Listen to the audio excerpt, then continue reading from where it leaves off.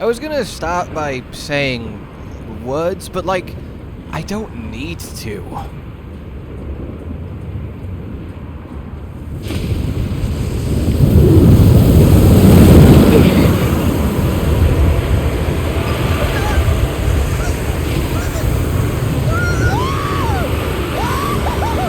Hello then, my fellow hunters!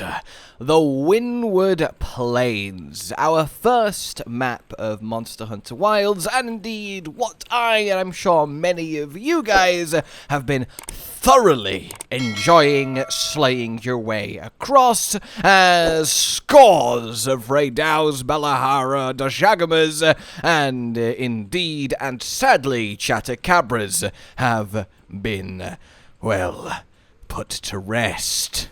But the Windward Plains itself is spectacular, is it not? So today I want to take us through it because I have been exploring it thoroughly, and there is lots to see. A lot of it obvious, a lot of it's marked on the map itself, all the various useful endemic life, interactables, boulders to drop, and so on and such forth, so it's not exactly crazy revelatory, but there are certain more secluded little areas that if you've not had a little look into, I heartily recommend that you should. From stuff that's just really neat all the way to, honestly, hints perhaps of an entirely as of yet unrevealed monster, and some really kind of dark areas too. There's a lot going on. Starting from base camp and heading to the right to Area 1, well, you can see that there is this little lower down pit area that you, when you peer over the edge, will see it's just a graveyard, absolutely coated in bones. I don't believe this is an area you're ever expected to fight a monster in. It exists purely for the creepiness of it. It's a veritable nest of bulakchi, and a dead ceratonoth corpse is actively being feasted on by them down there. It's really, really grim. Wow, what a view! Okay. And it showcases something neat in that, yes, corpses are a thing, monsters will die and then slowly rot away, they're not just phasing out or waiting for you to carve them, and indeed the pillbug endemic life, little corpse eaters, do swarm these bodies and you can catch them on them, which again just really adds to the whole thing. Continuing on then, and also nearby in Area 1, we can see ourselves a little part of the map that is up. There is 3 layers to the Windward Plains. Most of it is in the middle, but on the upper echelons, initially, we can find ourselves a crystal cave similar to ryozo's nest that is absolutely full of ore. You can also build a camp here. But beyond this, if you continue up and explore this little upper echelon of map, we find zones 4 and 5. And these zones fascinate me more than I think anything else on the Windward Plains, to the point that what I've kind of walked around and looked at here is going to be the subject for an entirely other theory video that I'm incredibly excited about, but I want to keep this more to the factual what is on the map, as opposed to, you know, really going off on that tangent train of possibilities. In any case, what is here then is, well, more map, you walk up it, and then if you veer right, we get into what very much looks to be a monster's nest. It's got the right shape, the little circular nook, it's the same as doshagumas, the same as ryozo's, and it's coated in bones and corpses and death. And a lot of them look to be ceratonoth corpses. And how have they gotten there, huh? Feels like whatever calls this home can clearly fly, perhaps. And I'm immediately doing it. Oh my god, the point is, this is most certainly a nest of some sort, because why else would there be such a concentration of dead monsters? So that's really cool. And also, you know, zones 4 and 5 are here. And a full labeled numbered zone is a zone you can fight a monster in. So that is incredibly curious, and I cannot express the restraint I am showing right now in not spilling the thousands of thoughts and connections that I am so excited to talk about. In any case, we continue up and we get into Zone 5 proper, which is coated in environmental traps. The ability to pull down these fulgurite rock formations coated in fulgurite crystals to make these sharp, shardy boulder drops, 3 of them, which I imagine any monster underneath is not going to enjoy, and then some. So this is really, really cool. This highest point, or at least second highest point, we'll get to something else later on, where we have these extra zones, the seeming nest, these clearly battle traps in Zone 5. So something, I think, to say again, keep it factual, some monster is designed to come up here, because otherwise the nest wouldn't exist, the zone wouldn't exist, and the environmental trap wouldn't exist. Interesting, is it not? But to pull myself away and look out for future talks on that another day, we move on to actually a place that you can only get to, or at least that I've only been able to get to by throwing myself off of this Zone 5 cliff on a secret and then gliding successfully to it. It's this raised little platform above and near Zone 3, technically part of it, and it's just got a load of gathering supplies and things to pick up around. There's nothing crazy or special here, but the fact that you can only really arrive, and I have seen Balachi up here too, so maybe depending on the weather things may change, but the point remains, having this whole little section that is glidable to, and seemingly only glidable to, is very, very neat, and the kind of lovely secret-y map design that I really, really enjoy. Then we move to the very center of the map where we find, and I'm sure you've probably been there by now, Kunafa the Windsong Village. This is a really, really interesting place. It'll have story significance in the full game where you can, progress story hunts and therefore the story, but for now it's just really fascinating to walk around. Depending on whether it's plenty, sand-tide, or fallow, the villagers will all be doing different things. In the plenty, everything's really happy, there's children playing and laughing, everyone's greeting you, and it's all cool. You can see the baby secrets having a wobble round. If you bump into them, they fall over. You can go have a look at the Dalthidons and see baby Dalthidons that they rear. You can walk into huts and find the special cheese that they make here, and then just have a look at everything this village is about. In the fallow, they're a bit more reserved, it's a bit sandy, a lot of them are sat down, they've got more cloaks over them, and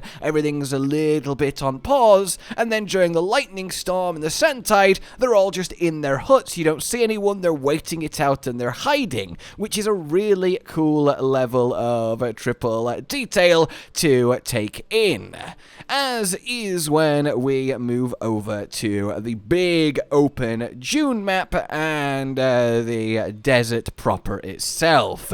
At nighttime, the beautiful stars above are gorgeous. The oasis is a lovely, little oasis paradise to take respite in. Chatacabras love to come here and have a little bath and drink, but it also is connected to the cave system. There are various entrances to the cave system around the map, and you can see them all when you go to the lower tier of the map. And by the way, the map itself, just wonderful for understanding what the hell's going on where with the 3Dness now. It makes it so much easier. And this cave system, of course, is something very worth talking about. It has multiple little underwater swimming bits that you can do. You can catch fish, you can gather resources in them, and you can gather a lot of resources. There's also lovely endemic life down here, like the glowing luminescent smoke puff lizards.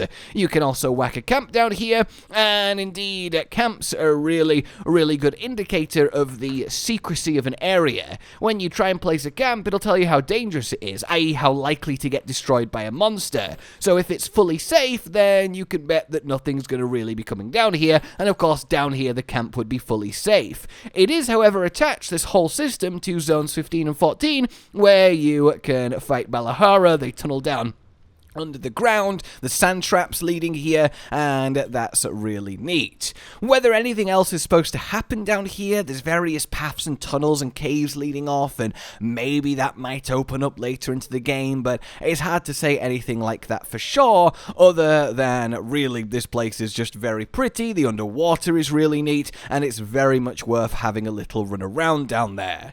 So back to the big opened sand duney map, we can head towards Raydow's nest, past zone 16, and then his nest is 17. Though in 16 themselves, there is a lot of bones, a lot of fulgurite, the area is very much carved by the presence of Ray, and that does make sense, because, you know, his nest. I'm sure you have been here, I'm sure you have fought to be here by this point, but it really, you know, I can't talk about the Windward Plains without going over probably the prettiest place on the entire map. His nest sparkling with fulgurite crystals and arcing with the lightning between them, crackling along the ground, and you can pick up slinger ammo here that will dissipate it and make patches of safe ground that he can't then use to arc and to shock you with, and kind of takes away his home turf advantage, which is really, really nice. And if you pull down the boulder trap in this area, it will also give you more of that slinger ammunition to use on top of, you know, being a boulder trap.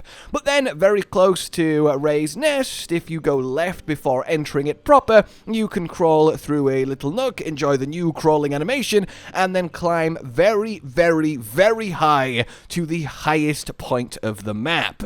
It doesn't technically count as the upper layer, but it really is a fantastic vantage point. Lots of resources along the way, wedge beetles, you can find the rare endemic life, the golden crab here that gives you the wyvern coin that I've talked about, and then you can just stand and look across the dunes, and being here when it switches from your fallow to your sand tide, oh, what a vista that is. I heartily recommend giving it a go.